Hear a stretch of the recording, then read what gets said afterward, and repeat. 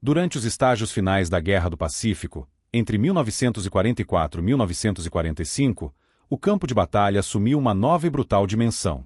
Sob a superfície rochosa de ilhas estratégicas, uma forma de combate estava sendo definida não por manobras em campo aberto, mas pela conquista de espaços claustrofóbicos e fortificados. Cavernas naturais e sistemas de túneis escavados com imenso trabalho manual, que deveriam servir como refúgios impenetráveis para as guarnições do exército imperial japonês, estavam prestes a se transformar em armadilhas mortais. A mudança fundamental veio com a aplicação de uma das forças mais primordiais da natureza, o fogo, mas de uma maneira que história militar raramente havia testemunhado. Ele não era mais apenas uma consequência da explosão de um projétil de artilharia. Foi reinventado e projetado como um rio de combustível líquido, pressurizado e controlado com precisão industrial. Esta arma alterou a equação tática de forma decisiva. Para a infantaria entrincheirada, protegida por metros de rocha vulcânica e concreto, a ameaça deixou de ser apenas o impacto de balas ou a concussão de granadas. O novo perigo era o próprio ambiente que os mantinha seguros. Quando o jato de fogo líquido atingia a entrada de um bunqueiro ou de uma caverna, o oxigênio no interior era consumido em segundos, substituído por calor extremo e fumaça tóxica.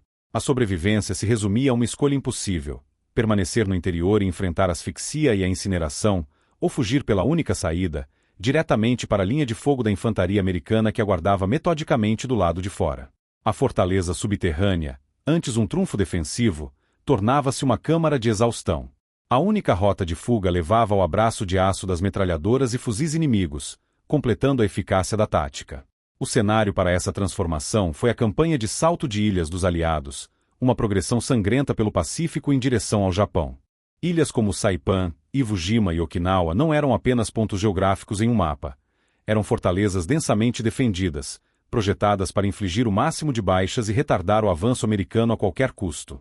A doutrina defensiva japonesa aproveitava o terreno de maneira excepcional, criando redes de posições de tiro interligadas que ofereciam cobertura mútua e eram quase imunes ao bombardeio aéreo e naval convencional. Um fuzileiro naval americano, ao desembarcar nessas praias, não enfrentava um inimigo visível, mas sim um adversário entrincheirado em posições ocultas, capaz de direcionar fogo cruzado de dezenas de pontos camuflados. Cada metro de avanço era conquistado com um alto preço em vidas. Foi nesse contexto de atrito extremo e combate a curta distância que a necessidade de uma nova solução se tornou crítica, abrindo caminho para a introdução de uma arma que não apenas destruiria as fortificações, mas quebraria a própria lógica da Guerra de Túneis. Em 1944, o curso da Guerra do Pacífico havia mudado de forma irreversível. As forças aliadas, sob o comando do general Douglas MacArthur no sudoeste e do almirante Chester Nimitz no Pacífico Central, não estavam mais em uma postura defensiva. A iniciativa era agora americana, e o objetivo final estava claramente definido: avançar em direção às ilhas de origem do Japão para forçar uma rendição incondicional. Para alcançar esse objetivo, foi implementada uma estratégia conhecida como salto de ilhas. A lógica por trás dessa doutrina não era conquistar cada porção de terra ocupada pelo inimigo, o que seria logisticamente inviável e resultaria em baixas astronômicas. Em vez disso, o plano consistia em contornar guarnições fortemente defendidas, mas estrategicamente relevantes, para capturar ilhas-chave que possuíam ou poderiam sustentar aeródromos e portos de águas profundas. Cada ilha conquistada se tornava um degrau na escada que levaria os bombardeiros de longo alcance B-29 Superfortress para dentro do raio de ação de Tóquio e outras cidades industriais japonesas. O caminho para o Japão era pavimentado por uma cadeia de ilhas vulcânicas e de coral, cada uma transformada em uma fortaleza meticulosamente preparada. A liderança militar japonesa, ciente de que não poderia mais competir com a produção industrial e a superioridade naval americana em mar aberto, adotou uma nova doutrina de defesa: a guerra de atrito. A ordem não era mais repelir os desembarques na praia com cargas suicidas, uma tática que se provou desastrosa em campanhas anteriores. A nova estratégia era permitir que os americanos desembarcassem, para então atraí-los para um campo de extermínio pré-planejado no interior da ilha. O terreno natural, seja selva densa, as montanhas rochosas ou solo vulcânico macio, era explorado ao máximo para criar uma defesa em profundidade, com posições de artilharia, ninhos de metralhadora e postos de observação interligados por uma vasta rede de túneis e bunkers subterrâneos. Nesse contexto, 3 nomes se destacariam como símbolos da brutalidade desse novo tipo de combate. A primeira foi Saipan, nas Ilhas Marianas, capturada em meados de 1944. Sua conquista foi um golpe estratégico devastador para o Japão, pois colocou suas cidades natais ao alcance dos B-29 pela primeira vez, levando à queda do governo do primeiro-ministro Hideki Tojo. A seguir veio Iwo Jima, em fevereiro de 1945, uma pequena ilha vulcânica cujo valor principal eram suas pistas de pouso. Essas pistas serviriam como base para caças de escolta e como ponto de aterrissagem de emergência para bombardeiros danificados que retornavam de missões sobre o Japão. Por fim, Okinawa, invadida em abril de 1945, representou o clímax da campanha do Pacífico. Considerada parte do território japonês, sua defesa foi a mais fanática e bem organizada de toda a guerra, envolvendo centenas de milhares de tropas e civis em uma batalha que duraria quase 3 meses. Esses 3 campos de batalha, Saipan, Iwo Jima e Okinawa, se tornariam os laboratórios onde a eficácia das táticas defensivas japonesas seria testada ao limite, e onde a necessidade de uma nova arma ofensiva para neutralizar essas defesas se tornaria uma questão de sobrevivência para a infantaria americana. A estratégia japonesa de defesa no Pacífico evoluiu a partir de lições duramente aprendidas nos primeiros anos da guerra. O objetivo não era mais repelir os desembarques na linha da água com cargas frontais, táticas que se mostraram dispendiosas e ineficazes contra o poder de fogo naval americano. A nova doutrina era a de atrito, transformar cada ilha em uma armadilha de desgaste, projetada para infligir um número tão devastador de baixas às forças de assalto que o custo político e humano da guerra se tornaria insustentável para os Estados Unidos. Para executar essa estratégia, os engenheiros militares japoneses, muitas vezes utilizando mão de obra forçada de prisioneiros de guerra e populações locais, iniciaram um dos mais ambiciosos projetos de engenharia defensiva da história militar. Eles não estavam apenas cavando trincheiras, estavam esculpindo fortalezas inteiras nas entranhas da terra. O resultado foi a criação de um campo de batalha tridimensional, uma teia de morte onde o perigo emanava de todas as direções. Na superfície, casamatas de concreto armado, com paredes de até 1,5 metro de espessura, eram camufladas para se misturarem perfeitamente com a paisagem rochosa ou a vegetação densa. Essas posições, conhecidas como pillboxes, eram posicionadas de forma meticulosa, com campos de tiro interligados. Cada posição era projetada para cobrir os flancos e a retaguarda de posições vizinhas, criando zonas de extermínio onde o fogo cruzado de metralhadoras pesadas e armas antitanque podia aniquilar qualquer força que tentasse avançar. A aproximação a um único bunker significava expor-se ao fogo de vários outros, tornando o avanço um cálculo mortal. O verdadeiro coração deste sistema defensivo, no entanto, estava sob a superfície. Uma complexa rede de túneis, escavados em rocha vulcânica ou coral compactado, conectava praticamente todas as posições de combate da ilha. Esses corredores subterrâneos serviam a múltiplos propósitos. Eram abrigos seguros contra os massivos bombardeios aéreos e navais que precediam cada desembarque. Funcionavam como artérias logísticas, permitindo o movimento seguro de tropas, munições e suprimentos para qualquer ponto da linha de frente que estivesse sob pressão. Mais importante, permitiam que os defensores executassem uma tática de defesa fluida e fantasmagórica. Uma guarnição podia defender uma posição até o último momento, recuar pelos túneis e reaparecer em outro local para atacar os flancos ou a retaguarda da força americana que avançava. Isso significava que uma posição que os fuzileiros americanos acreditavam ter neutralizado poderia voltar à vida minutos depois, com uma nova equipe de metralhadora abrindo fogo pelas suas costas. Para a infantaria americana, o avanço era um exercício de pura carnificina. O inimigo era, em grande parte, invisível, disparando de fendas na rocha, aberturas camufladas e portinholas de aço quase imperceptíveis. Bombardeios navais e aéreos, por mais intensos que fossem, causavam danos limitados a essas estruturas profundamente enterradas.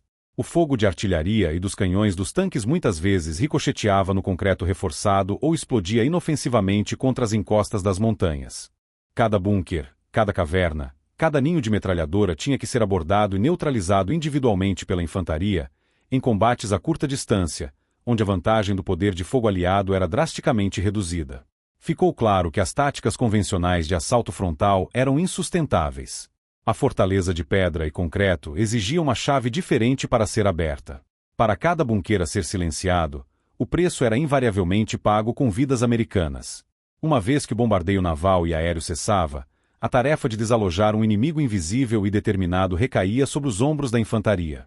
Os fuzileiros navais e soldados do exército dispunham de um arsenal padrão para lidar com fortificações, mas as defesas japonesas no Pacífico expuseram as limitações brutais de cada uma dessas ferramentas. A primeira arma a ser empregada era a granada de mão. Em teoria, era a solução mais simples, mas na prática, sua eficácia era mínima. Para utilizá-la, um soldado precisava se aproximar a uma distância perigosamente curta da casamata, expondo-se ao fogo cruzado de posições de apoio vizinhas. Lançar a granada com precisão através das estreitas frestas de tiro era uma tarefa de imensa dificuldade, mesmo para o soldado mais experiente. Em muitos casos, a granada simplesmente ricocheteava na parede de concreto. Se conseguisse entrar, a pequena carga explosiva era insuficiente para neutralizar todos os ocupantes dentro da estrutura reforçada. Quando as granadas falhavam, a próxima etapa era o uso de cargas de demolição, conhecidas como satchel charges. Eram blocos de explosivos potentes, como TNT ou composição C, acondicionados em uma bolsa de lona com fusível. A tarefa de posicionar essa carga era uma das mais perigosas de todo o campo de batalha. Exigia uma aproximação que só pode ser descrita como suicida. Um especialista em demolições, carregando um pesado artefato, tinha que correr através de terreno aberto, sob fogo direto de metralhadoras e fuzis, até alcançar a parede do bunker. Ali, ele precisava colocar a carga contra uma abertura ou porta de aço, acender o fusível de tempo e correr de volta para a cobertura antes da detonação. A probabilidade de ser atingido durante essa corrida desesperada era extremamente alta. Mesmo quando a missão era bem-sucedida, a explosão, embora poderosa, muitas vezes apenas selava a entrada ou atordoava os defensores temporariamente, sem garantir a neutralização completa da posição. A ferramenta mais temida e visualmente impactante disponível para a infantaria era o lança-chamas portátil, o modelo M2. Esta arma projetava um jato de combustível gelatinoso inflamado, capaz de incinerar o interior de um bunker e consumir o oxigênio. No entanto, o operador de um lança-chamas era o alvo mais prioritário para qualquer atirador japonês. Carregando 2 tanques de combustível pressurizado nas costas, ele se movia lentamente e era uma silhueta inconfundível. Um único tiro certeiro nos tanques podia transformar o operador e qualquer pessoa próxima em uma bola de fogo. Além da extrema vulnerabilidade, a arma tinha um alcance efetivo de apenas 20 a 40 metros, o que ainda exigia uma aproximação perigosa. O suprimento de combustível também era severamente limitado, permitindo apenas alguns segundos de disparo contínuo. Cada rajada precisava ser precisa e decisiva, sob uma pressão psicológica imensa. O resultado dessa ineficácia tática foi um impasse sangrento. O avanço pelas ilhas não era medido em quilômetros, mas em metros dolorosamente conquistados. Cada bunker, cada caverna, representava um problema tático que precisava ser resolvido com o sacrifício de homens. O moral era corroído pela repetição exaustiva do mesmo ciclo: identificar uma posição, tentar suprimi-la com fogo de apoio, enviar homens para uma aproximação perigosa e contar as baixas. A desproporção entre o esforço empregado e o resultado obtido era desoladora. Ficou evidente para o comando aliado que continuar a travar a guerra dessa maneira era insustentável. O custo em vidas humanas para tomar cada metro de terreno fortificado estava se tornando proibitivo. Uma nova solução era desesperadamente necessária, uma que pudesse levar o poder de fogo avassalador diretamente à porta do inimigo, mas sem sacrificar a vida do soldado que a empunhava. A resposta para o impasse sangrento do Pacífico não viria da invenção de uma arma inteiramente nova, mas da combinação lógica e brutalmente eficaz de 2 tecnologias já existentes. A liderança militar americana percebeu que o problema não estava no poder destrutivo das suas armas, mas na sua capacidade de aplicá-las com segurança e precisão contra posições fortificadas. A infantaria era vulnerável demais, e as ferramentas que possuía eram insuficientes. A solução, portanto, foi unir a proteção e a mobilidade de um veículo blindado com o poder avassalador do fogo líquido. Nascia assim o conceito do tanque lança-chamas, uma arma que redefiniria as táticas de assalto em ambientes de combate aproximado. A ideia fundamental era simples: se um soldado a pé não conseguia se aproximar o suficiente para usar um lança-chamas portátil, então a arma deveria ser montada em uma plataforma que pudesse. O tanque M4 Sherman, a espinha dorsal das forças blindadas americanas, era o candidato ideal. Sua blindagem de aço era capaz de resistir ao fogo de metralhadoras e à maioria das armas antitanque de pequeno calibre que guarneciam os bunkers japoneses. Suas lagartas proporcionavam a mobilidade necessária para atravessar o terreno acidentado das ilhas, subindo em costas íngremes e manobrando sobre crateras de artilharia para posicionar-se diretamente em frente a uma casamata inimiga. A lógica era irrefutável: levar a chama até a porta do inimigo, sem expor a vida de um único fuzileiro no processo. Esta união de tecnologias resolveu as 2 principais deficiências do lança-chamas portátil. A primeira era a vulnerabilidade do operador. Dentro de um tanque Sherman, a tripulação estava protegida, transformando o que antes era uma missão suicida em uma operação tática calculada. A segunda era a capacidade de combustível. Enquanto um lança-chamas M2 carregado por um soldado continha combustível para apenas alguns segundos de disparo, um tanque podia abrigar centenas de litros de napalm, permitindo rajadas longas e sustentadas. Um único tanque lança-chamas podia disparar continuamente por mais de um minuto, um volume de fogo líquido que era simplesmente inconcebível para as unidades de infantaria. Isso permitia não apenas um único ataque rápido, mas a saturação completa de um complexo de bunkers, garantindo que o fogo penetrasse profundamente nas redes de túneis e consumisse todo o oxigênio disponível. A implementação técnica mais comum envolvia a substituição da metralhadora de calibre .30, localizada no casco do Sherman e operada pelo copiloto, por um bocal de lança-chamas.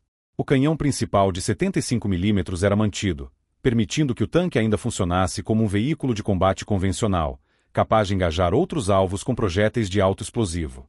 O sistema de lança-chamas era alimentado por um grande tanque de combustível instalado dentro do casco, e um sistema de pressão, geralmente usando ar comprimido ou nitrogênio, projetava o napalm gelatinoso para fora do bocal a alta velocidade. Ao sair, o combustível passava por um mecanismo de ignição, criando um jato coeso e preciso de fogo que viajava muito além do alcance das armas portáteis. Esta nova arma era a solução de aço e fogo que a guerra no Pacífico exigia, uma ferramenta projetada não para combater outros tanques em campos abertos, mas para funcionar como um ariete incendiário contra as fortalezas de pedra do inimigo. Contrariando a percepção de que as armas de guerra são produtos de linhas de montagem distantes, muitos dos mais eficazes tanques lança-chamas do Pacífico não saíram prontos das fábricas nos Estados Unidos. Eles foram, em grande parte, o resultado de adaptações de campo, uma prova da engenhosidade e da urgência que definiam a campanha de ilha em ilha. A necessidade de uma solução para as defesas de bunkers era tão imediata que não havia tempo para esperar por um ciclo completo de desenvolvimento, produção e envio de um novo modelo de veículo. A solução precisava ser criada ali, no teatro de operações, utilizando os recursos disponíveis. Foi nesse ambiente que equipes do Corpo Químico do Exército Americano, em colaboração com batalhões de engenharia e unidades de manutenção, se tornaram os arquitetos de uma nova forma de poder de fogo. O trabalho de conversão era uma tarefa de engenharia complexa, realizada em bases de retaguarda em ilhas recém-conquistadas ou em grandes centros logísticos como o Havaí. O processo começava com um tanque M4 Sherman padrão. A modificação mais comum era a remoção da metralhadora de casco de calibre .30, operada pelo assistente do motorista. No seu lugar, os técnicos instalavam um bocal de um sistema de lança-chamas, como Navy Mark I ou outros modelos desenvolvidos pelo Serviço de Guerra Química. Esta instalação não era simples. Exigia cortar a blindagem frontal do tanque, soldar um novo suporte reforçado e garantir que o mecanismo de mira e disparo estivesse perfeitamente integrado aos controles internos do veículo. Cada solda tinha que ser precisa para manter a integridade estrutural da blindagem, e cada conexão de mangueira precisava ser perfeitamente vedada para evitar vazamentos catastróficos do combustível volátil. Dentro do casco, a transformação era ainda mais drástica. O espaço que normalmente seria ocupado por munição para o canhão principal ou para a metralhadora era requisitado para abrigar o coração do sistema, um grande tanque de combustível, com capacidade para mais de 100 galões de napalm, uma mistura de gasolina gelatinosa. Esta era uma modificação que apresentava riscos significativos para a tripulação. Eles agora operavam um veículo blindado que carregava, em seu interior, uma imensa quantidade de líquido altamente inflamável.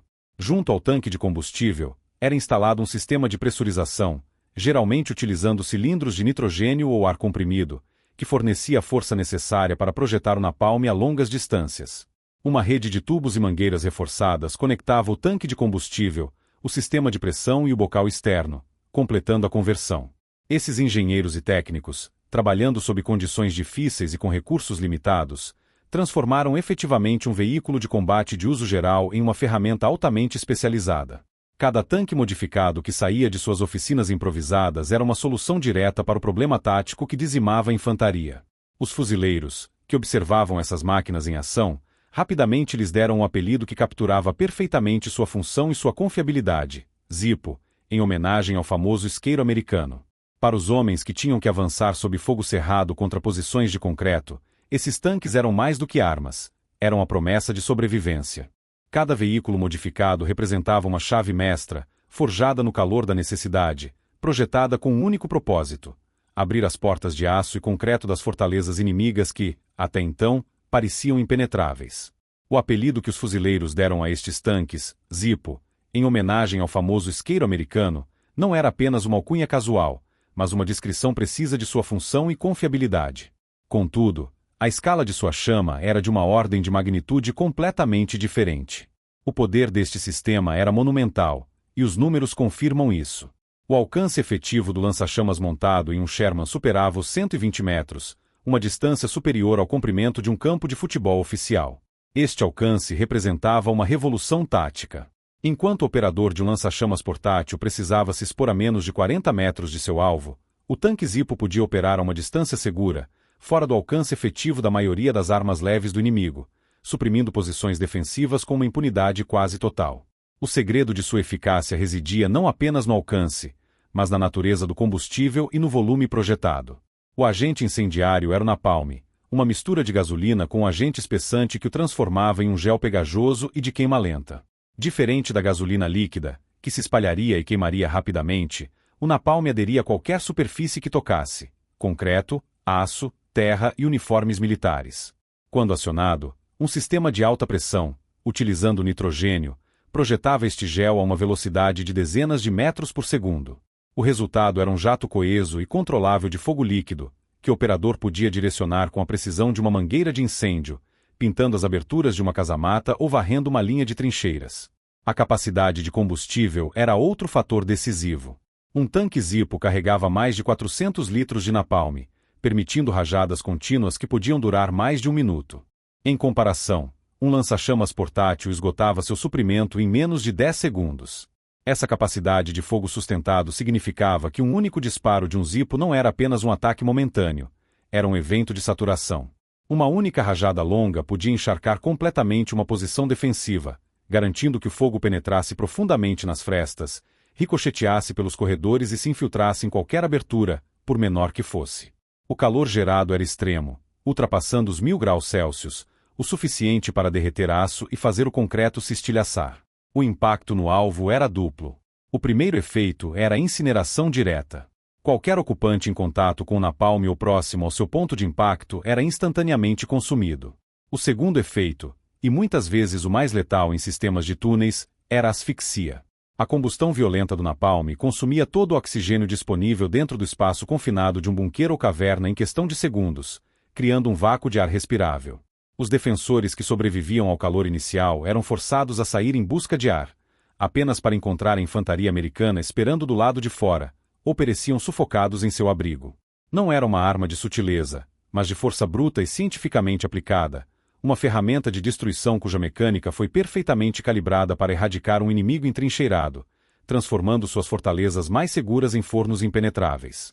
Para os soldados posicionados no interior de um bunker, a experiência de um ataque de tanque lança-chamas começava não com fogo, mas com som. Primeiro, o ruído metálico e grave das lagartas de um tanque Sherman se aproximando, um som familiar no campo de batalha do Pacífico. Contudo, este era seguido por um barulho distinto e muito mais ameaçador. Um silvo agudo e potente, o som inconfundível do sistema de pressão de nitrogênio sendo ativado para propelir o combustível. Este era o prenúncio audível de que o que estava por vir não era um projétil de 75 milímetros, mas algo fundamentalmente diferente. Segundos depois, esse silvo era engolido por um rugido profundo e contínuo, um trovão industrial que não parava. Não era o som de uma explosão, que é agudo e finito, mas o barulho incessante de centenas de litros de líquido pressurizado sendo forçados através de um bocal estreito. Imediatamente após o som, a luz inundava a escuridão do interior.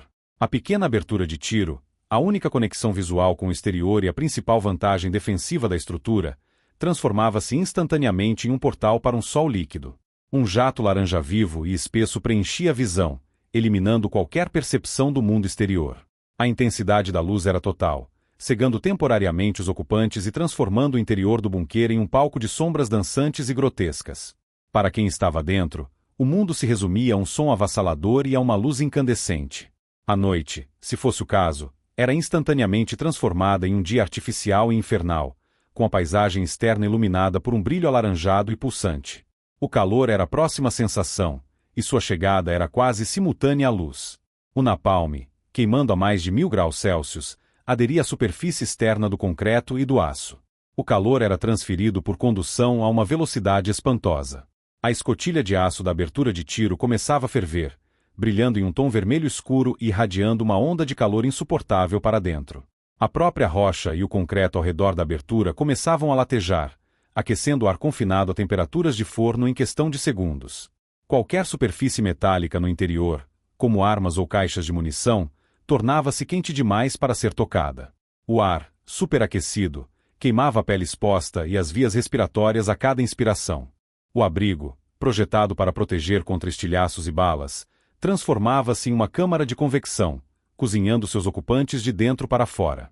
Mas o efeito mais letal e psicologicamente devastador não era o calor direto, e sim o que o fogo fazia com o ar. A combustão em larga escala consumia o oxigênio dentro do espaço confinado a uma velocidade extraordinária. Em menos de um minuto, o ambiente que antes era respirável tornava-se uma mistura tóxica de monóxido de carbono, fumaça densa e ar com baixo teor de oxigênio. A respiração tornava-se difícil, depois impossível. Os pulmões ardiam, a visão turvava e a desorientação se instalava. O refúgio seguro tornava-se uma tumba hermética. Para os soldados entrincheirados, a lógica da sobrevivência era invertida. Não havia para onde recuar, não havia cobertura a ser tomada. Cada segundo gasto no interior significava a morte certa por asfixia ou queimaduras internas. A única alternativa, por mais suicida que parecesse, era abandonar a fortaleza e enfrentar o fogo das armas da infantaria que aguardava do lado de fora. Era o apocalipse controlado, onde a estrutura projetada para proteção se tornava o próprio mecanismo da morte. A doutrina militar japonesa e a engenharia de suas fortificações no Pacífico foram construídas em torno de um conjunto claro de premissas defensivas. Cada bunker de concreto, cada caverna reforçada e cada túnel interligado foi projetado para resistir a ameaças específicas e bem conhecidas. As guarnições no interior estavam preparadas para suportar o impacto ensurdecedor de bombardeios navais e aéreos, protegidas por metros de rocha e concreto. Estavam treinadas para repelir assaltos de infantaria, utilizando frestas de tiro estreitas que minimizavam sua exposição e maximizavam a letalidade de suas metralhadoras. O manual de defesa previa o uso de granadas, cargas de demolição e o fogo direto de tanques inimigos. Em todos esses cenários, a integridade estrutural da fortificação era o fator decisivo para a sobrevivência. A lógica era simples: enquanto as paredes resistissem, a guarnição poderia continuar a lutar. No entanto, a introdução do tanque lança-chamas M4 Sherman subverteu completamente esta lógica defensiva.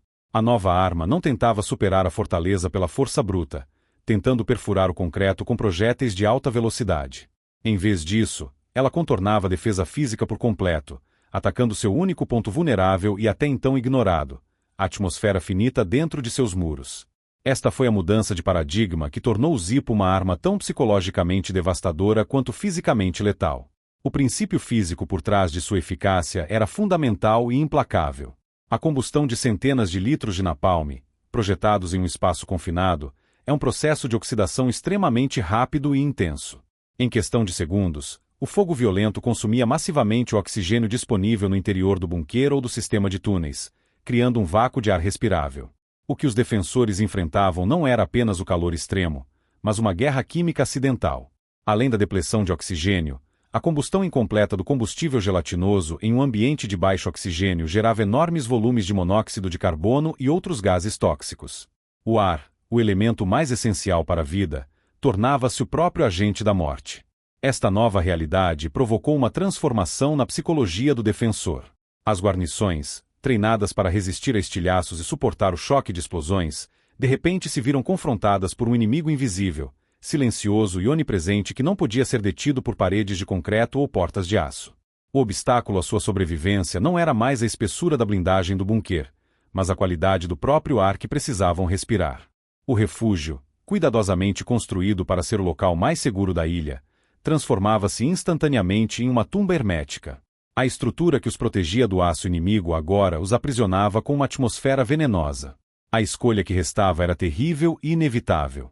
Permanecer no interior significava uma morte certa e lenta por asfixia ou queimaduras internas nos pulmões, uma agonia que nenhuma doutrina militar poderia preparar um soldado para enfrentar. Tentar escapar pela única saída significava correr diretamente para o fogo concentrado da infantaria americana, que aguardava metodicamente que a arma de fogo fizesse seu trabalho. O Zippo, portanto, não apenas destruía posições, ele reescrevia as regras do combate de cerco. A fortaleza não era mais um escudo, mas uma armadilha. A ameaça não vinha mais de fora para dentro, através de projéteis de aço. Pela primeira vez, o maior perigo estava dentro, com eles, em cada respiração que desesperadamente tentavam tomar. O efeito tático da introdução dos tanques lança-chamas no campo de batalha do Pacífico foi imediato e transformador. Antes de sua chegada, o avanço da infantaria era um processo lento e terrivelmente custoso, definido por um ciclo repetitivo de estagnação e sacrifício. Uma companhia de fuzileiros podia ficar imobilizada por horas, ou mesmo dias, por uma única casamata bem posicionada. O fogo supressivo de suas próprias armas leves era ineficaz contra o concreto e o aço, e cada tentativa de flanquear ou assaltar a posição frontalmente resultava em um número previsível e inaceitável de baixas. O progresso era medido em metros conquistados ao custo de vidas humanas, uma equação de desgaste que favorecia a estratégia defensiva japonesa. A chegada de um tanque Zippo a uma frente de combate estagnada alterava fundamentalmente essa dinâmica. Sua presença no campo de batalha representava a aplicação de uma força esmagadora em um ponto crítico, funcionando como a chave para destravar o impasse tático. A eficácia do Zippo não residia apenas em seu poder destrutivo, mas na maneira como ele se integrava à doutrina de armas combinadas. O tanque não operava isoladamente. Seu avanço era cuidadosamente coordenado com as unidades de infantaria que ele viera apoiar. Enquanto o tanque se movia em direção ao seu alvo, os fuzileiros ao seu redor mudavam o foco de seu fogo. Em vez de atirar inutilmente contra as aberturas do bunker, eles concentravam seus disparos em qualquer posição inimiga secundária que pudesse ameaçar o tanque com armas antitanque ou cargas de demolição. Eles criavam um corredor de fogo supressivo, protegendo o veículo blindado durante sua aproximação. Em troca, o tanque executava a tarefa que a infantaria não podia, a neutralização direta e conclusiva da fortificação principal. Esta sinergia entre a infantaria e o blindado multiplicou a eficácia de ambos. O processo de assalto era metodicamente simples e brutalmente eficiente. Uma vez que o tanque Zippo alcançava sua posição de tiro ideal, a uma distância segura, mas letal, o resultado era quase instantâneo. Uma única rajada, com duração de 5 a 10 segundos, era geralmente suficiente. O jato de napalm atingia a abertura do bunker, envolvendo a estrutura em chamas e penetrando em seu interior. O efeito sobre os defensores era absoluto. A metralhadora que antes varria o campo de batalha emudecia abruptamente. O fogo de fuzil das frestas cessava. A posição, que momentos antes era uma fonte impenetrável de morte, tornava-se silenciosa e inerte. Para a infantaria que observava, o resultado era visível e inequívoco. Onde antes havia um obstáculo intransponível, agora havia um caminho aberto. Esta capacidade de neutralizar posições fortificadas em questão de minutos, em vez de horas, foi o que verdadeiramente multiplicou o poder de assalto das forças americanas. Uma única unidade Zippo podia se mover ao longo da linha de frente, eliminando sistematicamente um bunker após o outro, permitindo que companhias inteiras de infantaria avançassem rapidamente.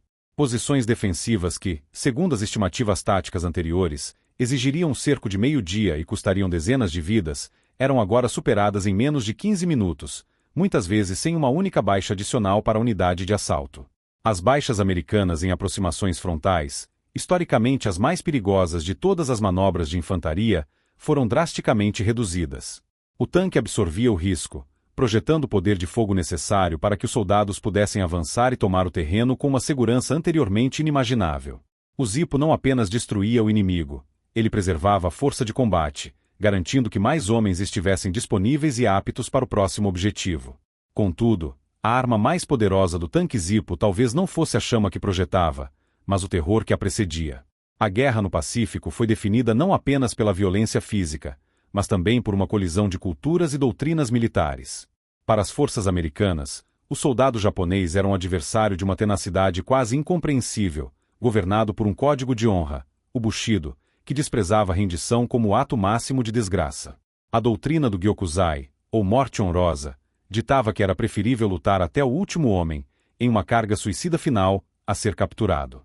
Esta mentalidade transformava cada batalha em uma luta de aniquilação, onde a tomada de prisioneiros era um evento raro e o combate só terminava quando a última posição defensiva era silenciada.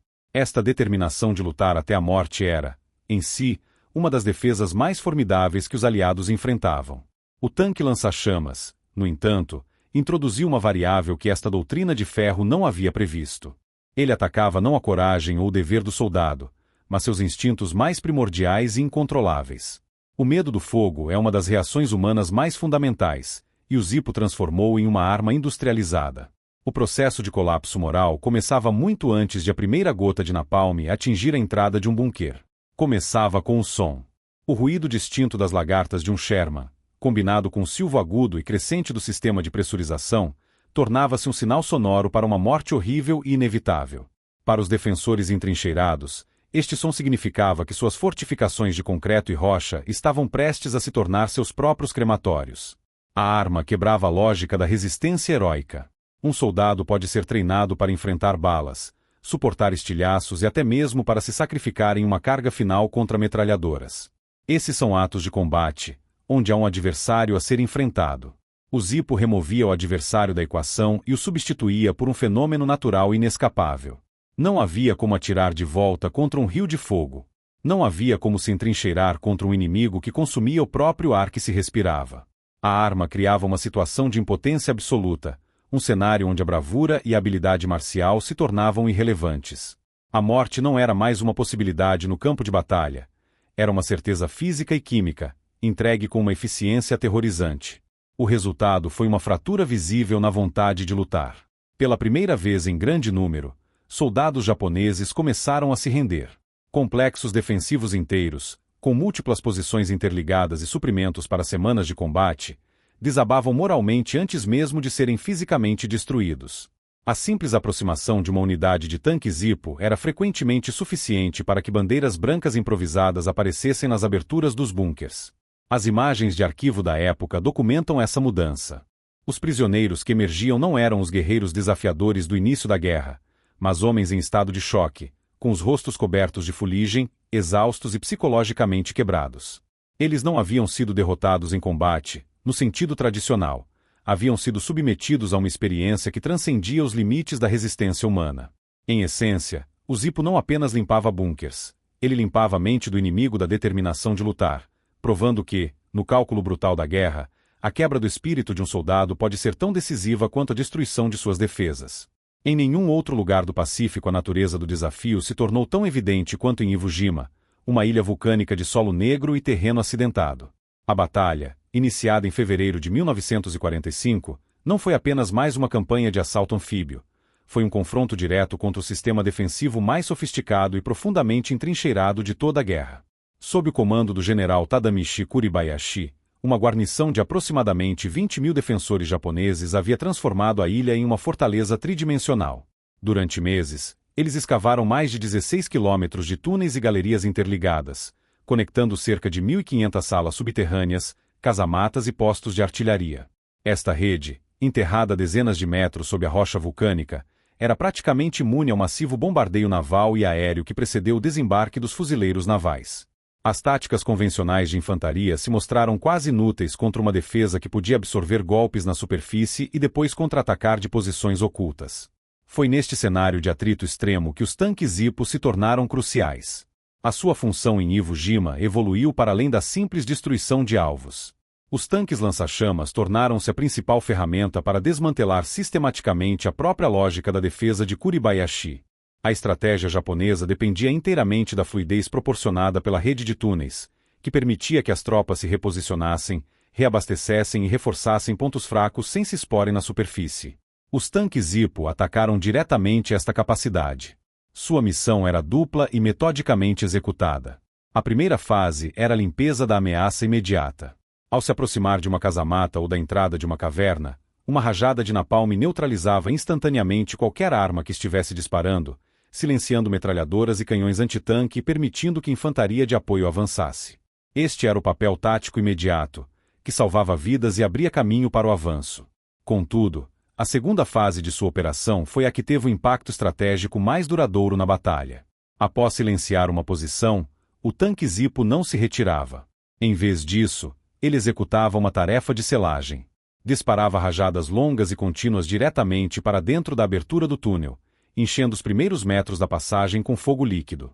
O calor extremo fazia com que o teto de rocha vulcânica macia desabasse, enquanto explosivos posicionados por engenheiros que acompanhavam o tanque completavam o trabalho, fechando permanentemente a entrada. Cada túnel selado era o equivalente a amputar um membro do corpo defensivo da ilha. Esta tática aprisionava guarnições inteiras em seus abrigos subterrâneos, cortando suas rotas de fuga e de reabastecimento. Os defensores que não eram mortos pelo fogo inicial ficavam presos em bolsões isolados, condenados a esperar no escuro sem comida, água ou esperança de reforço. A consequência foi a desintegração gradual da coesão defensiva japonesa. A capacidade do inimigo de se reposicionar, a principal vantagem de sua estratégia, foi sistematicamente neutralizada.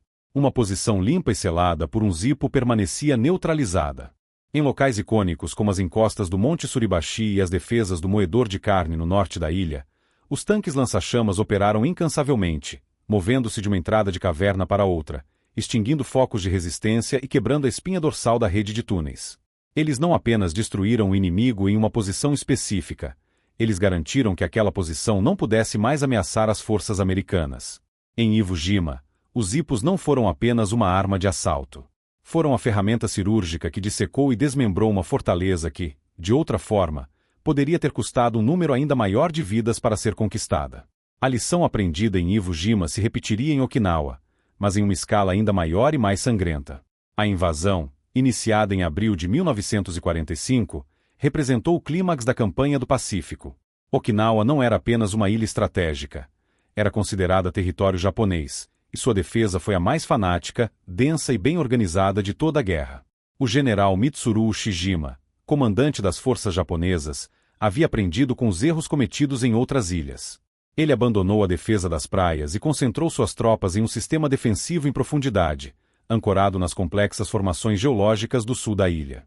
O terreno, um labirinto de cumes de coral, ravinas íngremes e escarpas de calcário, foi transformado em uma série de fortalezas interligadas, conhecidas coletivamente como a linha Shuri. Contra este cenário, as defesas mais sofisticadas encontradas em todo o Pacífico foram postas à prova. Os engenheiros japoneses haviam integrado perfeitamente suas casamatas e ninhos de metralhadora à paisagem, tornando-os quase invisíveis. Eles dominaram a tática da defesa de encosta reversa, posicionando a maioria de suas armas na face dos cumes que ficava de costas para as forças americanas que avançavam. Isso as protegia do fogo direto da artilharia e dos canhões navais, que passavam inofensivamente por cima de suas cabeças. As posições só se revelavam quando a infantaria americana cruzava o topo do cume, momento em que eram recebidos por um fogo cruzado devastador vindo de múltiplas direções. Locais com nomes como Cume do Ouriço, Penhasco Maeda e Colina do Pão de Açúcar tornaram-se sinônimos de carnificina, onde companhias inteiras eram dizimadas em questão de horas. Neste ambiente de impasse brutal, os tanques lança-chamas se tornaram, mais uma vez, a ferramenta indispensável. Eles eram os abrilatas da infantaria, a única arma capaz de alcançar e neutralizar as posições inimigas entrincheiradas que eram imunes a quase tudo mais. A tática era metódica. Um tanque Zippo avançava sob o fogo de cobertura de outros tanques Sherman e da infantaria, subindo as encostas íngremes até conseguir uma linha de tiro direta contra as aberturas das casamatas e cavernas. Uma vez em posição, o tanque liberava seu jato de napalm, saturando a posição defensiva. O fogo líquido aderia às paredes de coral e penetrava profundamente nas redes de túneis, consumindo o oxigênio e incinerando os ocupantes. A eficácia desta abordagem foi demonstrada repetidamente ao longo da linha Shuri. Onde o avanço da infantaria havia estagnado por dias, a chegada de uma unidade de Zippos podia quebrar a resistência em questão de horas. Eles não apenas destruíam uma única posição, eles criavam brechas em linhas defensivas que antes pareciam impenetráveis. Ao neutralizar um ninho de metralhadora-chave em um cume, o tanque permitia que os fuzileiros avançassem, tomassem a crista e começassem a flanquear outras posições, causando o colapso de todo um setor defensivo. O avanço anfíbio aliado, que corria o risco de se afogar em um mar de baixas, pôde continuar graças à capacidade desses veículos de aplicar uma força esmagadora exatamente onde era mais necessária. Em Okinawa, contra o auge da engenharia defensiva japonesa, o Rio de Fogo provou ser a chave final para desmantelar a fortaleza de pedra e coral, abrindo caminho para a vitória, um cume de cada vez. Era uma arma terrível, nascida de uma necessidade igualmente terrível. A imagem de um rio de fogo consumindo uma posição defensiva não evoca noções de heroísmo convencional, mas sim de uma eficiência industrial e impiedosa. No entanto, para compreender o verdadeiro impacto do tanque Zippo, é preciso afastar-se da perspectiva do planejador estratégico e adotar o ponto de vista do soldado de infantaria no terreno. Para os homens que tinham que cruzar praias varridas por metralhadoras e escalar encostas de onde a morte emanava de fendas invisíveis na rocha, a moralidade da arma era uma questão secundária. A questão primária era a sobrevivência. E, nesse aspecto, o tanque lança-chamas não era visto como um monstro, mas como um anjo da guarda blindado. Antes de sua chegada, a vida de um fuzileiro naval ou de um soldado do exército no Pacífico era governada por uma matemática brutal. Cada bunker representava um custo fixo em vidas. A neutralização de uma única casamata podia exigir o sacrifício de um esquadrão inteiro, perdido em tentativas de aproximação, em corridas suicidas com cargas de demolição ou em assaltos frontais diretos contra fogo cruzado. O avanço era um processo de desgaste, onde a vitória era medida pelo número de homens que ainda restavam de pé ao final do dia. O tanque Zippo quebrou essa equação. Cada posição que era neutralizada pelo seu fogo era uma posição que não precisava ser tomada pela infantaria. Cada rajada de napalm que silenciava uma metralhadora significava que um grupo de soldados não precisaria correr em direção a ela. O impacto no moral das tropas americanas era profundo e positivo. A presença de um Zippo na linha de frente transformava a atmosfera de uma operação. O sentimento de impotência diante de uma fortaleza impenetrável era substituído por uma confiança calculada. Os soldados sabiam que tinham uma ferramenta capaz de resolver o problema mais letal que enfrentavam. Isso lhes permitia lutar de forma mais inteligente e segura, concentrando-se em proteger os flancos do tanque e em eliminar alvos secundários, enquanto a arma principal fazia o trabalho pesado. O resultado foi uma preservação sem precedentes de vidas humanas. Homens que, em campanhas anteriores, teriam se tornado mais uma estatística, agora sobreviviam para lutar no dia seguinte. Eram veteranos experientes, cuja habilidade e conhecimento eram vitais para o esforço de guerra. Essa consequência ia além do benefício tático imediato. A estratégia de salto de ilhas era uma campanha longa e exaustiva. Cada batalha era apenas um prelúdio para a próxima, e a próxima praia era sempre mais difícil. A capacidade de combate de uma divisão não era medida apenas por seu equipamento, mas pela força e experiência de seus homens. Ao reduzir drasticamente as baixas em assaltos a posições fortificadas, os tanques Zippo garantiram que as unidades de infantaria mantivessem sua coesão e eficácia de combate por mais tempo. Cada vida americana salva em Iwo Jima ou Okinawa era um soldado experiente que estaria disponível para a planejada e temida invasão do próprio Japão, uma operação que o comando aliado previa que custaria centenas de milhares de vidas. Nesse contexto, o tanque lança-chamas não era apenas uma arma para tomar a colina seguinte, era um instrumento estratégico para garantir que haveria homens suficientes para tomar a última praia da guerra. A guerra, em sua essência, é um tabuleiro de problemas táticos que exigem soluções específicas. No teatro de operações do Pacífico, o problema apresentado pelas defesas japonesas parecia, em muitos aspectos, insolúvel. O tabuleiro era feito de pedra vulcânica, coral e aço, e a fortaleza inimiga era uma rede tridimensional de túneis e casamatas de concreto, projetada para resistir à força bruta do bombardeio convencional e para infligir um custo humano insustentável a qualquer força de assalto. A artilharia naval e os ataques aéreos podiam devastar a superfície, mas deixavam o coração do sistema defensivo, enterrado profundamente na terra, praticamente intacto. A infantaria, por sua vez, era forçada a um combate de atrito, onde cada metro de avanço era pago com um número desproporcional de baixas. A fortaleza parecia invencível porque as ferramentas padrão do arsenal aliado não foram projetadas para resolver este tipo de problema. A solução, quando surgiu, não foi um explosivo mais potente ou um projétil capaz de perfurar mais concreto. Foi o resultado de uma reavaliação fundamental da própria natureza da fortificação. O tanque lança-chamas M4 Sherman, o Zippo, representou a vitória da engenhosidade tática sobre a força bruta. A sua concepção partiu de uma premissa simples: se a estrutura física da fortaleza não podia ser facilmente destruída, então seu ambiente interno deveria ser tornado insustentável para a vida humana. A ferramenta certa foi aplicada não contra as paredes da fortaleza, mas contra o ar que seus defensores respiravam. Esta mudança de abordagem provou que nenhuma defesa, por mais elaborada que seja, é absoluta. A invulnerabilidade de uma posição é sempre relativa às ameaças que ela foi projetada para suportar. O Zippo introduziu uma ameaça para a qual não havia contramedida, uma que contornava a blindagem e atacava diretamente a biologia dos soldados entrincheirados.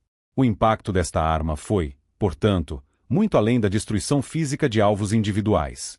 O rio de fogo projetado por estes tanques não apenas venceu a fortaleza, ele reescreveu as regras do combate de cerco no Pacífico. A guerra de atrito, que favorecia a estratégia defensiva japonesa, foi substituída por uma tática de neutralização rápida e decisiva. A questão não era mais quantos homens seriam necessários para tomar um bunker, mas quanto tempo levaria para que um tanque Zippo chegasse ao local. Esta nova realidade quebrou a espinha dorsal da resistência japonesa, não apenas fisicamente, mas psicologicamente. A determinação de lutar até a morte foi confrontada com a certeza de uma morte por fogo e asfixia, uma perspectiva que corroeu o moral e levou a rendições em uma escala nunca antes vista. No cálculo final da guerra, o legado do tanque Zippo é medido não apenas nas posições que destruiu, mas nas vidas que salvou. Cada assalto que foi liderado por um destes veículos foi um assalto onde menos soldados de infantaria tiveram que se expor ao fogo direto. Cada bunker neutralizado em minutos, em vez de horas, significava que a força de combate americana permanecia mais coesa, mais experiente e mais capaz de enfrentar os desafios da próxima praia. Em um conflito definido por uma progressão implacável de uma ilha sangrenta para outra, esta preservação de vidas e de capacidade de combate foi um fator estratégico de imensa importância. A ferramenta certa, aplicada no momento certo e no lugar certo, não só abriu as portas das fortalezas de pedra e aço. Ela permitiu que uma geração de soldados, que de outra forma teria perecido naquele tabuleiro brutal, visse o dia seguinte.